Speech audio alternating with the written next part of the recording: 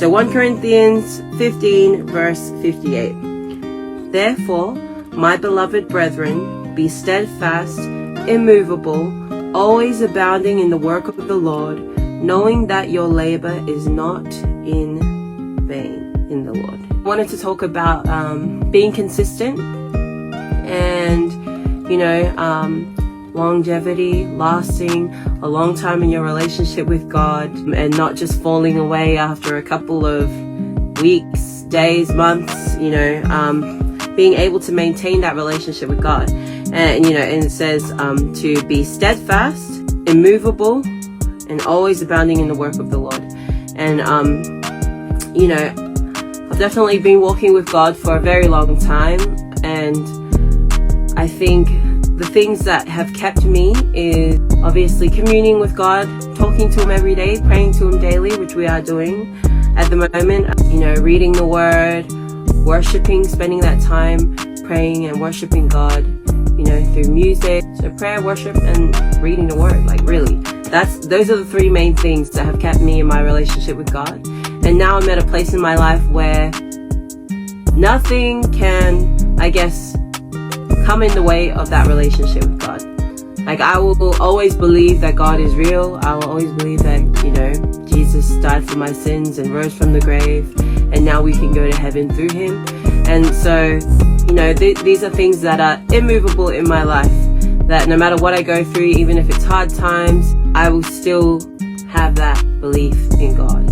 And I think that, that's an amazing thing to have, and that I encourage you to do the same, to, continue to read your Word, worship, and pray, and have that fellowship with others as well, having that accountability towards each other, not just spending time with God by yourself. Have Bible studies with people, meet up with other Christians who have the same, belief as you, that you can uplift each other, encourage each other. Don't just isolate yourself, because if you isolate yourself, it's very easy for the devil to come in and bring division and bring, and deceive you. And so, it's so important to have that fellowship in church and in the ministries that we have. It keeps you, amen? Because sometimes we can kind of fall away and we'll be up and down in our walk because we're not having that fellowship outside of church. We're just coming to church on a Sunday and then that's it, and go back to our normal life like God doesn't exist in any part of it. And, that's not good. And that in the end is going to make you, fall away from God, or start to compromise in certain things in your life and think that, I don't need Him in this. This is just a me thing. But that's not true. In every area of your life, commit it to God, and you'll see the blessings flow, and you'll see His guidance in everything. No matter what you go through, whether it's hard, whether it's hard times, good times, God is always there. Amazing thing is that when we go through hard times, we have Him with us. And when you go through hard times without God, it's so much harder. And I can't even imagine what it's like to go through those things without God. And so I encourage you to include God in everything in your life, and be consistent, be immovable. Don't let the things of life distract you and make you go up and down like, the wind and waves.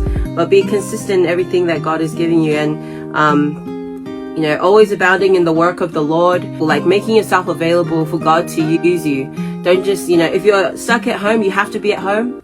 Do things online, put up a video, a testimony, message somebody. If God's placed someone on your heart, to speak to them, to reach out to them, you might be the only one that does that. And so, don't use being at home as an excuse. Don't use I'm too busy at work as an excuse. Use wherever you are as a place for God to move.